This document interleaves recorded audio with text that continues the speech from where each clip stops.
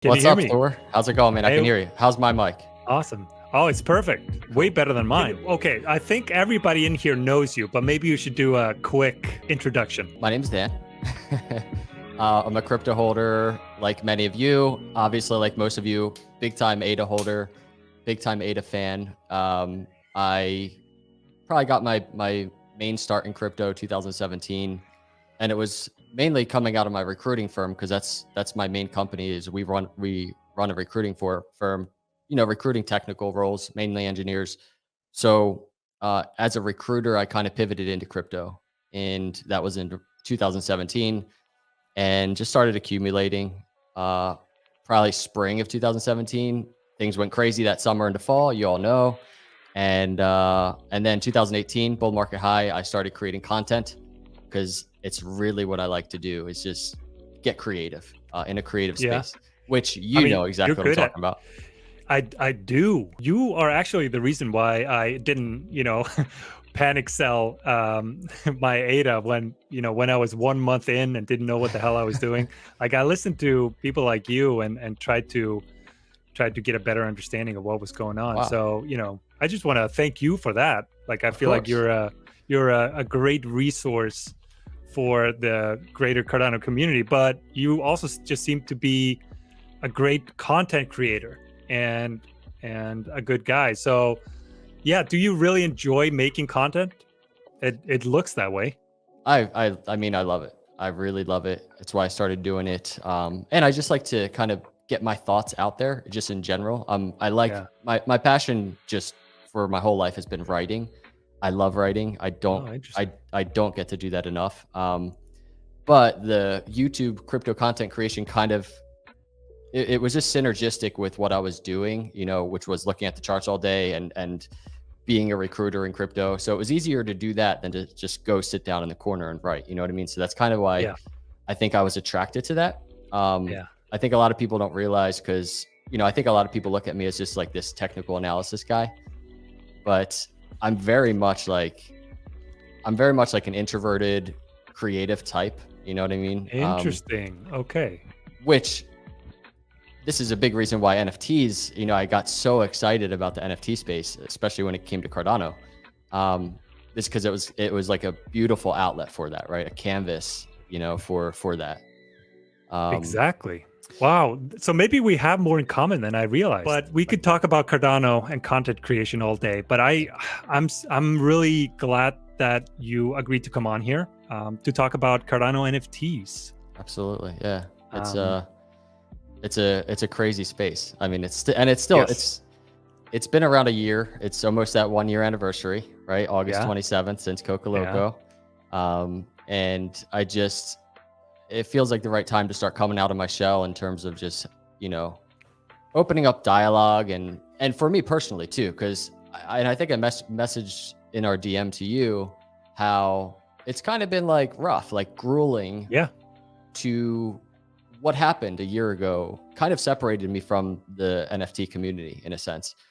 And it's been rough because all I've been wanting to do, and you ask my wife, I'm just like every day, like, I feel like I just can't get involved. I can't get into it. But I've been watching, I've been watching from the sidelines. I've been learning on the sidelines. And that's kind of been a different angle and perspective than I would have thought was going to happen. You know what I mean? But Yeah. that's kind of just where I am right now. Getting back into it. I messaged you. I saw your tweet. I saw what was it, like, I don't know, half hour, 45 minutes ago or something. You were talking on here and you were like, Yeah. he was not very happy with me. Yeah. Yeah. And it's But not. it was in my stupidity. I didn't even give it a second thought. I just thought it was common knowledge. But that's it's why not I'm that. kind of glad. That's why I'm glad that you actually commented, because it made me think, made me stop and think for a second, like, what's the full story here? Yeah, you know what? Like, and I've gotten better at this. It's taken me a year. Like when I see things like, and let's just start the conversation, right? It's rug pull. That's like the biggest. That's the word. That's the That's a word. trigger word. That was in. By the way, your project what you did is awesome. It's such a good idea. Thank you. Yeah, rug pull, right? So it's taken me a while to get to the point where I can just like approach the conversation more humbly. Initially it's just like I'd get very like heated and angry. And I'm not, I want to also preface, I'm not coming on here and talking about this like I'm some victim or anything. You know what I mean? I know the change of plans that happened with CocoLoco and everything that happened. I realized it irritated a lot of people. And I'm not here to play a victim card or anything like that, but it's just that one thing and that narrative, the rug pull thing, it's just always eating away at me. And I think that's probably the biggest roadblock for me to even start having this conversation, is because I just want to be able to address it properly from my personal perspective. Exactly. Because I mean, I can imagine, because it's kind of an attack of your character, and you strike me as a person who cares deeply about doing the right thing. Yes. I mean, it's literally who I am. It's who I strive to be. Is I want to, especially if we're talking about the niche that we're in, which is Cardano, right? Like I want to be here to add value. I want to be here to serve others, to love others. Like I'm not here to take advantage of anybody. Do you know what I mean? And so from different perspectives, like, yeah, it's a personal attack. And it's just because like, if you go on Google, anybody can, and you look up, like say someone's like never heard the word and they want to go watch YouTube videos about what is a rug pull. Let's do some due diligence. They're not going to find like, a rug pull is just something when a project gets abandoned. They're not going to find that. Even though many people say, like when they're tweeting it, they think that's all they mean by it, but they're going to find legit, like this is like a con artist. This is a criminal. This is somebody that maliciously planned this crazy elaborate thing and stole people's money. Yeah, you know after you tweeted at me, you added me. I literally looked it up. I was like, what is a rug pull? Like, what's the definition? And I looked at the definition, and I looked at it at a couple of different ones, and it was always that malicious intent part of it. Yes. And I was like, okay, so is there no definition where it's just like an accidental rug pull or anything like that? And at least, from the, like in the general crypto space, that is the definition that most people go with. And that is that, it's that scam, it's that malicious intent of taking people's money, not delivering, and leaving. So that's what really made me think. And I was like, okay, so maybe I'm just straight up wrong at using that word, because yes, you left the project, and I do want to ask a couple of hard questions about that, but you didn't start this project just so you can take people's money and leave. Exactly. Yeah. Very, very opposite, actually. I wanted to do some like awesome, good things with the project. And I think the thing that hurts most is like just the fact that didn't get to happen. You know what I mean? I didn't get to spend the last year doing that. Yeah. That's probably the bummer the worst. So, okay. But, you do acknowledge that some people lost money, right? They bought an expensive one on the secondary market and didn't get that refund. Like, is there anything that you would have done differently, like looking back now? Probably better communication. Yeah. Looking back, it was, that week from launch or so was just, it was 0 to 100. And like, I didn't know that was going to happen. I like when I was brainstorming and we were like getting ready to do the launch and stuff, I was, working with the dev team and getting ready to do it. And it was exciting. It was like, it was so fun. I was like, cause NFTs were really new. I was kind of like, is this, I hope we sell out. Like I was under that impression. Like I didn't know that there was going to be the hype that it was. And I didn't realize the 0 to 100, that was going to happen. So looking back, and I'm not somebody that likes to look back a lot and just dwell on it, but that's probably the biggest thing is like, I wish I would have had probably calculated things better and also communicated a little bit better. Experiments, that word is something that triggered a lot of people. I wish I would have put more context to around that. Little things like that. I just, it would have been nice to take a different approach, I guess. Yeah, I agree. It's good life advice that you shouldn't regret, things from the past. It's more like, what would you advise people who are, or trying to start up something now, you know, like, are there any lessons learned? I do think the launch, like, I think it helped other projects. How so? I just think people were able to, because there was, you know, very publicly, there was a lot of people that, you know, were not happy, clearly. Yeah, Just a lot of terrible I think things that's being pretty said about me. obvious. Yeah. Hmm. But there were people also, you know, behind the scenes, you know, and probably launching other projects that probably saw what happened. And whether it be from a technical perspective, because the launch, that was like the trigger of it all, what happened on the launch day, just a public relations perspective, communication perspective. I just think there were founders out there of other projects that hadn't really launched yet that were sitting back and they saw what happened and they were able to maybe calculate certain things that I was unable to do. Yeah, And, you know, learn from your mistakes. exactly. Basically, is that what Exactly. you're Yep. saying? Yeah. Yeah. Yeah. Okay. Yep. But there, you know, it's kind of funny to see, like, there's people are still heated about this. Like, people are still emotional about this. It's pretty obvious. But that's why I wanted to bring you on here. I don't know. It's so easy to be a keyboard warrior and write all those terrible things. I think it's much more useful when we can have a conversation. I can get your perspective on things and like get real context to what happened. So I'm curious. And let me put this out there too. I think it would be really useful if I was God. I would just decide, okay, this is now behind us. Let's move on. And let's have Dan come into this space with his expertise, his knowledge, and followers.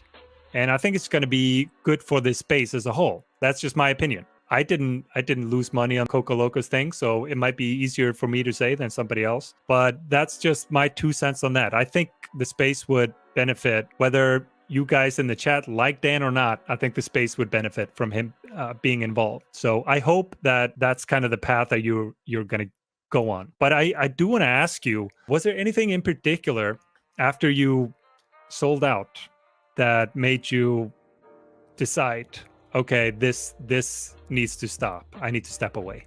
Was there anything in particular that caused that? So it's probably the hardest question to answer because I don't like to get too personal, right, into what was going on in my mind. Sure. I touched on it for probably a minute or two when it happened in a YouTube video. I mentioned it. Opening up in that regard is always tough, but also I don't want to look like I'm the victim. I mentioned that. I don't want to be like, I'm not trying to do that. I'm going from thinking, you know, I remember sitting in the studio downstairs and I was just like so excited. I was counting down. All right, here we go, going live, hoping we sell them. And it just like, it was an instant explosion. That's literally the 0 to 100 miles per hour thing that I'm talking about. And the site went down and there was a bot attack. And these are the things I just did not calculate for. Like, I did not anticipate it happening. I'm going from thinking, man, I hope we sell out here, to huge emergency, right?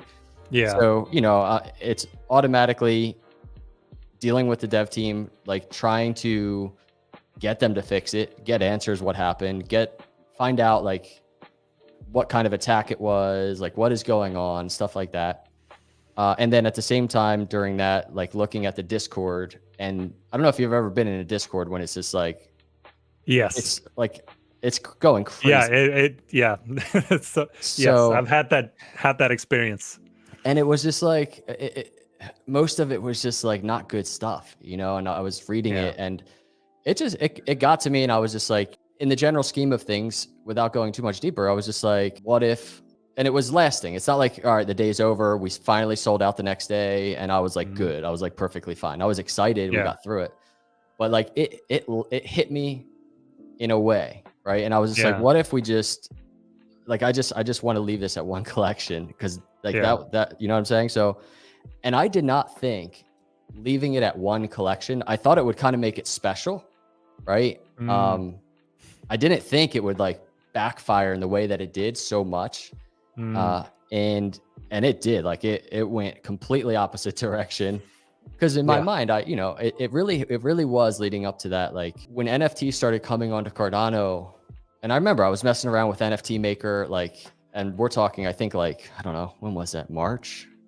I mean, I launched in August, but I was like messing around in March with like, it's a very manual process to mint an NFT. It was like brand new. And I was like, man, I use that word experiment, which I know annoyed a lot of people, because I'm always in my videos and just with everything going on with Cardano, I'm always talking about like building new things and trying new things and deploying new things. And that's kind of what I meant. Like we were kind of an early stage NFT project, right? Like it was pretty early on. I was just so excited to take these ideas that, you know, Sarah's my wife. We like palm trees a lot. And it was just a really exciting time to launch something, to get in that creative element and to build out that story. Even it just all excited me, right? The whole thing. That's why I started. And so when I was just like, all right, we put out that tweet or whatever it was, that's kind of some context behind experiment. But I was just like, let's just leave it at one collection. It's special. The community was so convinced that I was like some, you know, thief or something. They wanted me to release the keys, right? And I had no problem doing that. Like I don't feel like I needed to prove myself. Like I'm legit a Cardano content creator. I'm not going anywhere. I wasn't doing anything malicious or anything like that. I mean, you had a lot to lose in terms of, yeah, I did. You know, your reputation and everything. So it kind of would be silly of you to purposefully try to ruin that. Well, that's a really good point, because I lost money on the project, right? I lost money. I took a reputation hit.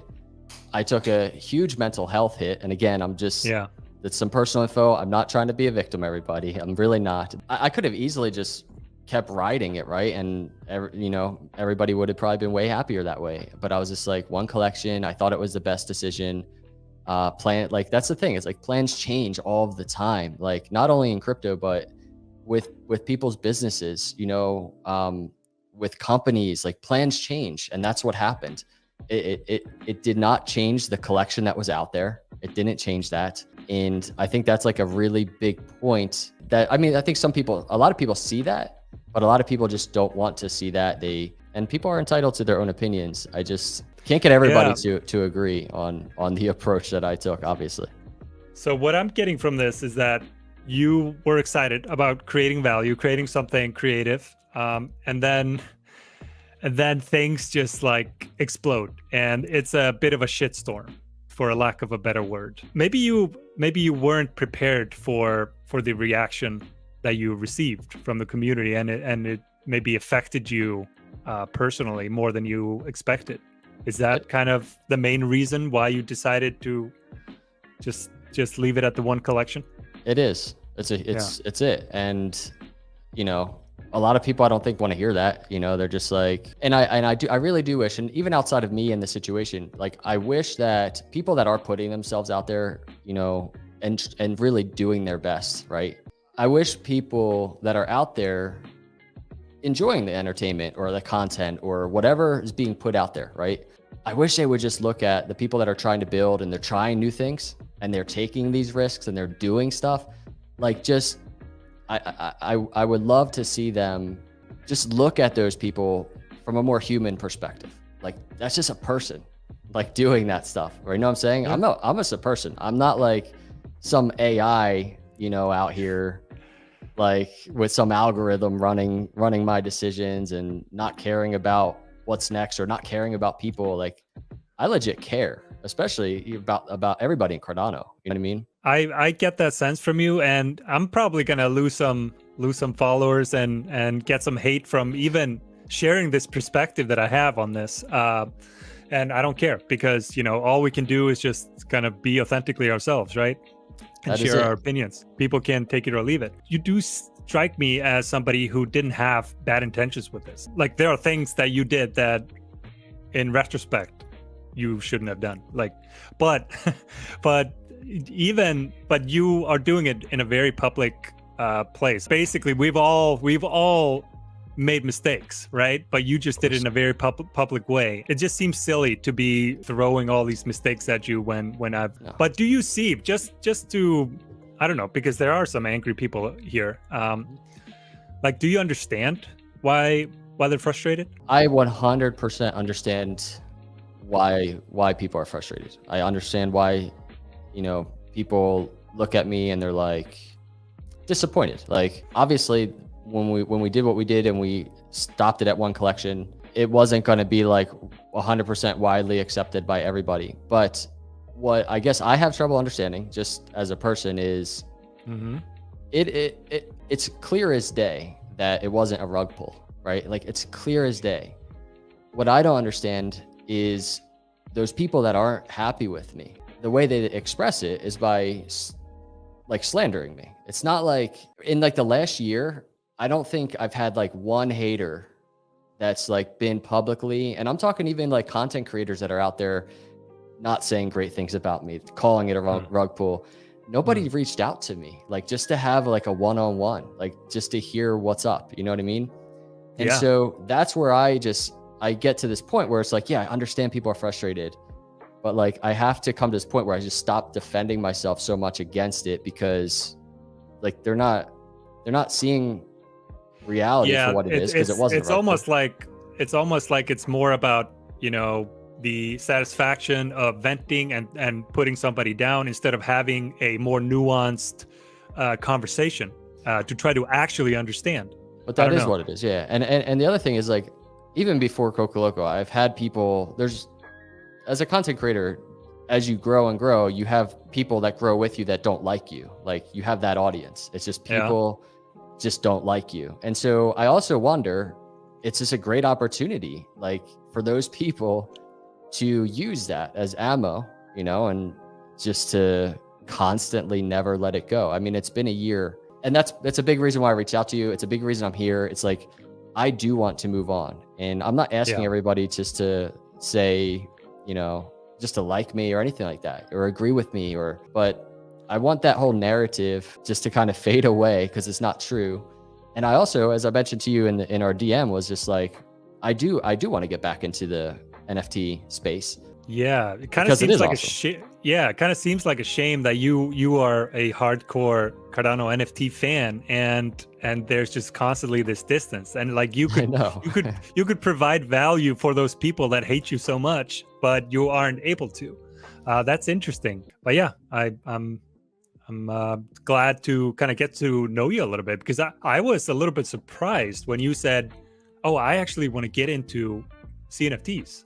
So I cover a lot of charts, and maybe a lot of people see my thumbnails, it's charts, but in my videos, while I'm talking about charts, like I integrate fundamentally what Cardano is doing. Like, we've been tracking the story through all the hard forks and smart contracts coming into play. I've been trying to integrate the actual fundamental story of Cardano and what's happening within my videos. And sometimes I cover just projects, but I like to think my videos on Cardano just open up people's minds outside of Cardano. Like, Ethereum people, Solana people. And I'm not trying to be like, everybody from all blockchains come to Cardano. Like, I'm not trying to be like that, but there's an education thing, because Cardano, if you're new to the crypto space and you're getting into social media and you're just on there, Cardano has there's a lot of misinformation about Cardano. There's a lot of you could be turned off to Cardano very quickly if you're new and you don't know anything about it.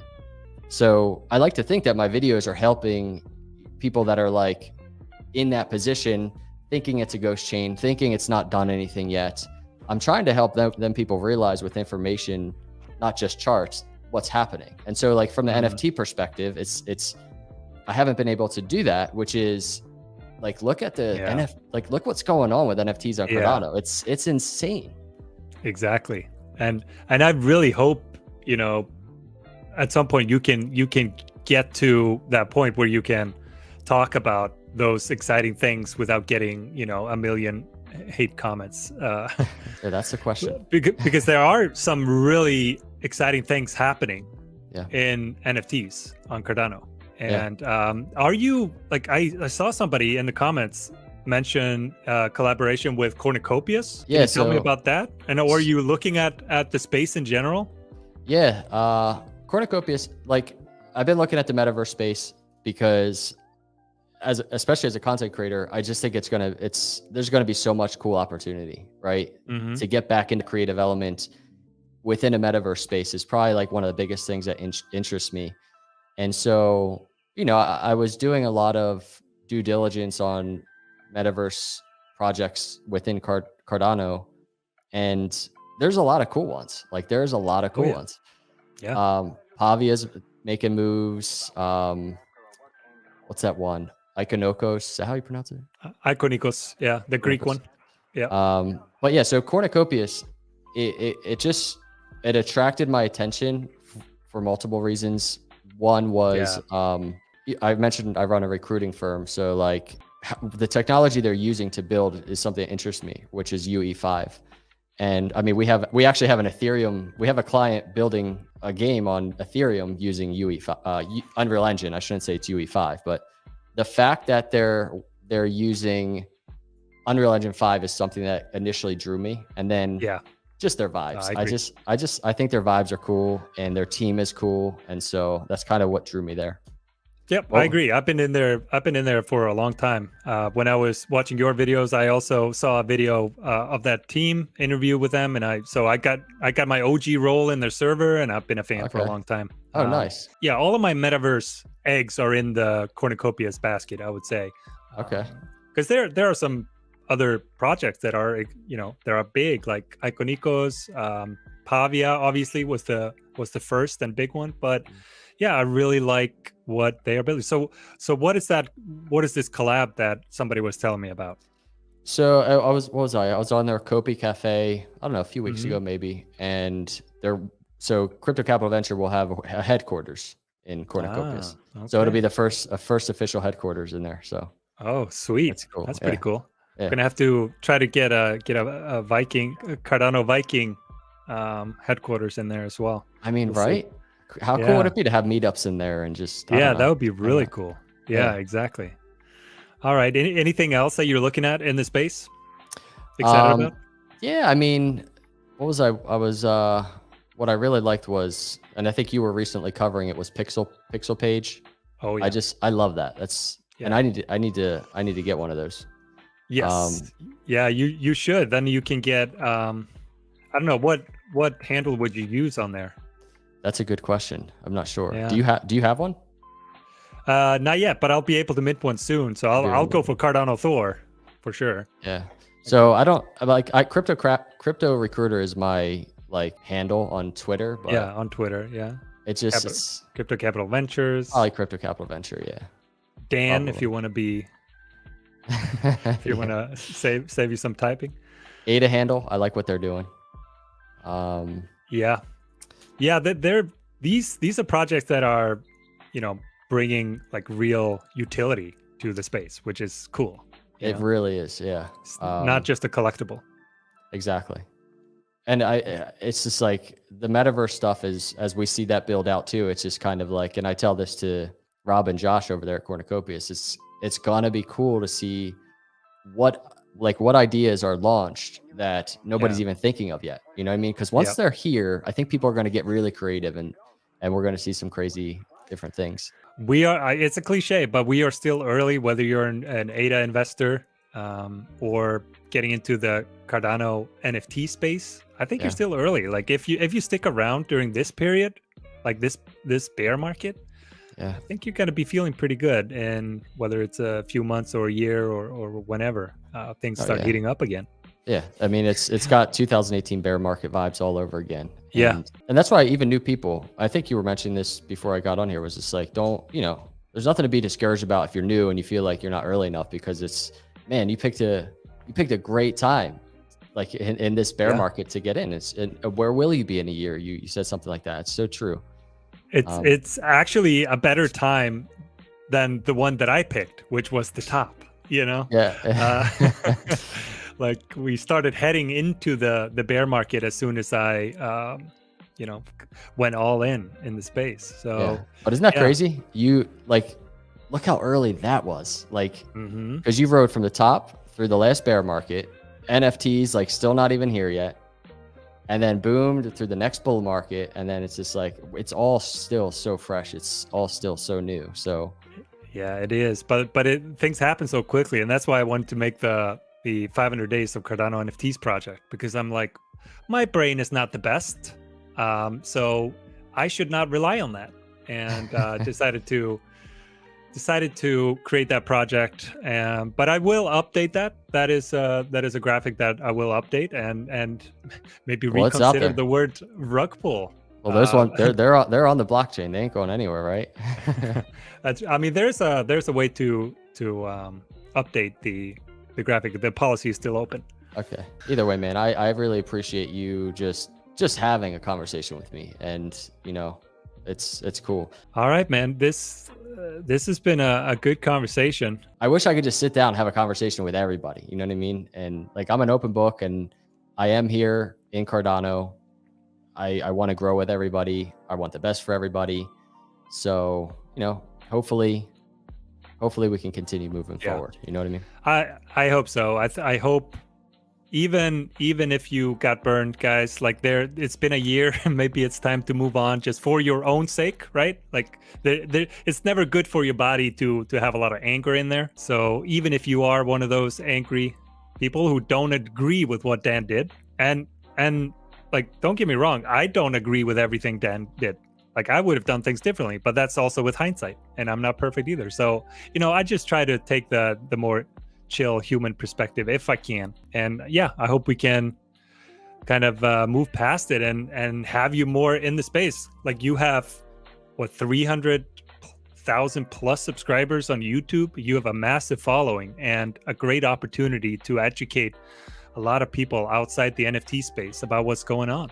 Yeah, I would love to. I would love to get involved again, and hopefully I can slowly, and maybe you and I can do some content together, collaborate. It'd be cool. So that'd be really cool, man. But I've enjoyed the conversation. Likewise. You have an open invite anytime to talk about Cardano NFTs. So until next time. Cool. Thanks, man. God bless you. I'll talk to you soon. All right. You too. Bye-bye. Bye.